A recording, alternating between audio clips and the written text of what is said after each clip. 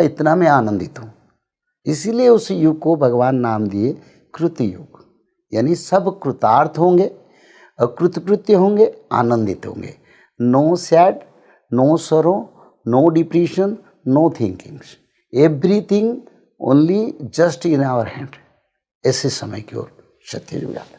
तो इसीलिए भगवान इस समय परिवर्तन का संकेत दे रहे हैं सूर्यदेव से। भविष्य मालिका को इसको हम विचार करेंगे। भविष्य मालिका में इसमें क्या लिखा है, इसका पंक्ति भी मैं गाता हूँ। 7 दिन जे अंधार लो बौल, सूर्य न होइबे देखा, ଶୃଗାଳ କୁକୁର ଘରେ ପଶିଯିବେ, କେହି न पाइबे रक्षा। ये अच्युतानंद ने इसके बारे में लिखे। बोले जब सत्ययुग का आगमन होगा, भगवान की कृपा से धरती पर 7 दिन 7 रात अंधेरा होगा। सूर्यदेव उदय नहीं होंगे, चंद्रदेव उदय नहीं होंगे, धरती एक ब्लैक होल के अंदर रहेगा। तो उसी समय क्यों होगा, इसको भविष्य मालिका ने स्पष्ट किया। बोले इसलिए होगा ताकि अभी जो सूर्यदेव की जो प्रभाव है, जो प्रकाश है, बार बार एक्सप्लोजन हो रहा है। बहुत दिन हो गए सूर्यदेव काम कर रहे हैं। वो भी तो वहीं पर एक साइंस है, आध्यात्मिक साइंस काम कर रहा है। यहाँ हम जो साइंस में लोहे को मेल्ट कर रहे हैं, वहाँ भी ऐसे सारे धातुओं हैं और जिसमें बारंबार एक्सप्लोजन होता है और वहीं पर से ऊर्जा आता है, जो ऊर्जा धरती तक आता है, रोशनी। तो ये होते होते बहुत साल चल गया। तो इसीलिए प्रभु शायद मेरे विचार में त्रेता युग, द्वापर युग, सत्ययुग, हर युग में भी ऐसे अंधेरा हुआ है 7 दिन 7 रात का। तो कलयुग में भी होगा।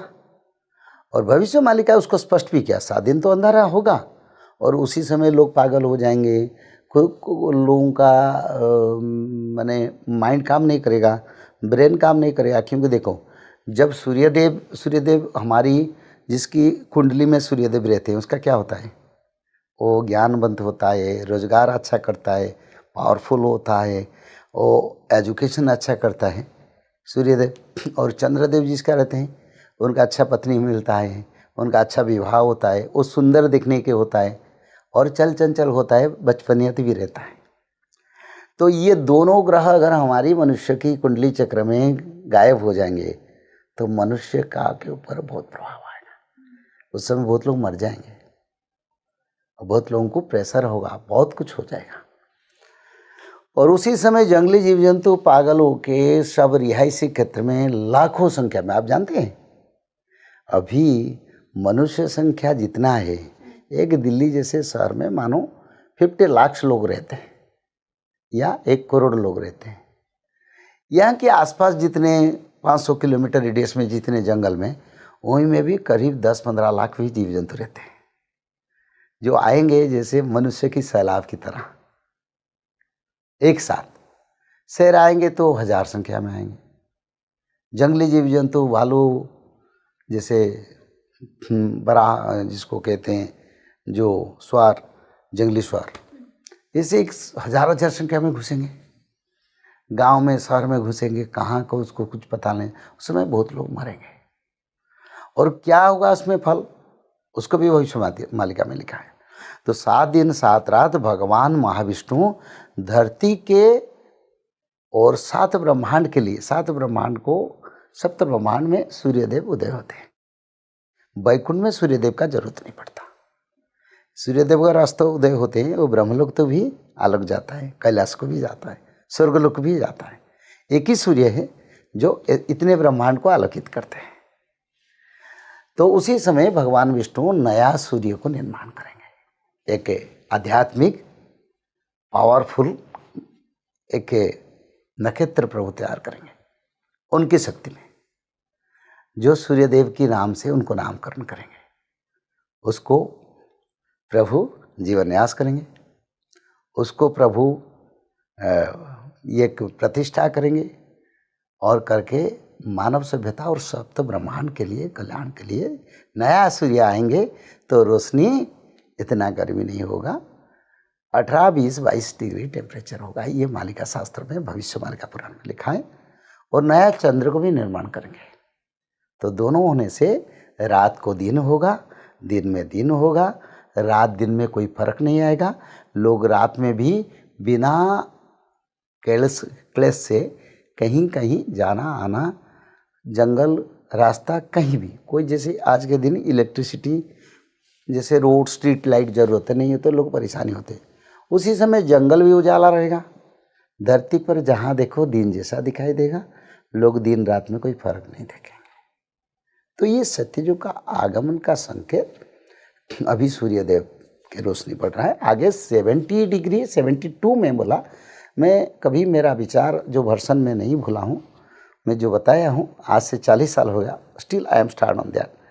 मैं उसके ऊपर ही विचार करता हूँ। 72 डिग्री पर भारत में, विश्व में कई कई स्थान पर टेम्परेचर होगा और ये अंतिम समय सूर्यदेव का होगा जिस समय लोग उसमें बचना मुश्किल होगा। बड़े बड़े इलेक्ट्रिक स्ट्रक्चर ब्रस्ट कर जाएगा, मेल्ट कर जाएगा, क्योंकि इतना गर्मी में नहीं चल पाएगा। कंप्यूटर सिस्टम बंद होगा, जितने परमाणु रिएक्टर से उनका रेडिएशन शुरू हो जाएगा। और इतना नहीं, जितने मास्टर टेक्नोलॉजी चल रहा है विश्व में, सब टेक्नोलॉजी, सारे सैटेलाइट स्टॉप हो जाएंगे। गुरुजी, लेकिन एक बात आप मुझे बताइए कि आपने कहा कि जब हम सतयुग की ओर जाएंगे तो बहुत सारी घटनाएं होंगी, लेकिन मैं जानना चाहूँगी कि आखिर सतयुग की शुरुआत होगी कहाँ से? सत्ययुग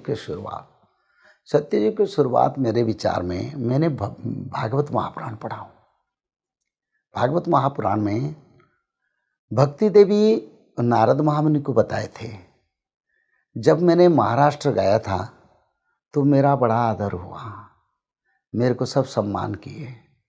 भक्ति ज्ञान वैराग्य सभी मनुष्य में था और मेरे को बहुत सम्मान मिला।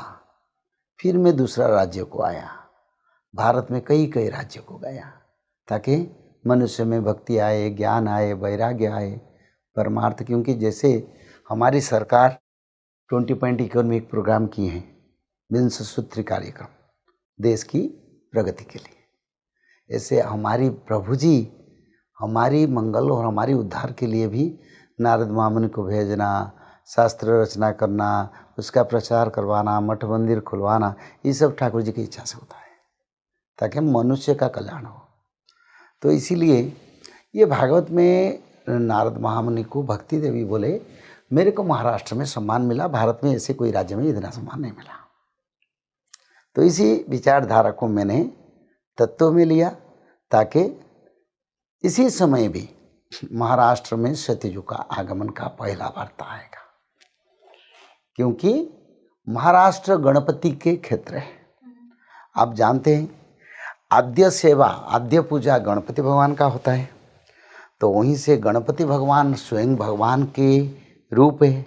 बोले देवताओं में मैं गणपति हूँ। कौन? भगवान बताएं गीता में अर्जुन को। नक्षत्र में मैं सूर्य हूँ और ऋषियों में मैं वशिष्ठ हूँ, ऐसे सब बताया ना। तो इसी विचारधारा में गणपति क्षेत्र आद्य क्षेत्र है और आद्य क्षेत्र में पहले से धर्म का प्रकाश हुआ था, जो भक्ति देवी नारद महामुनि को बताए। इसी विचारधारा को मैं लिया। गणपति क्षेत्र यानी सर्व शुभ कार्य, पहले गणपति क्षेत्र से शुभ कार्य आरंभ होगा। विश्व वर्ल्ड, सारा वर्ल्ड में हम गणपति क्षेत्र को लेंगे, क्योंकि वहीं पर गणपति भगवान का क्षेत्र है, वहीं पर वो निवास करते हैं। और हम गणपति भगवान से आगे नहीं जा पाएंगे, पीछे नहीं जा पाएंगे। तो इसी विचारधारा, उसी तत्व से गणपति क्षेत्र में सत्ययुग का शुरुआत होगा, जो भक्ति देवी ने भी प्रमाण दिए थे श्रीमद् भागवत महापुराण।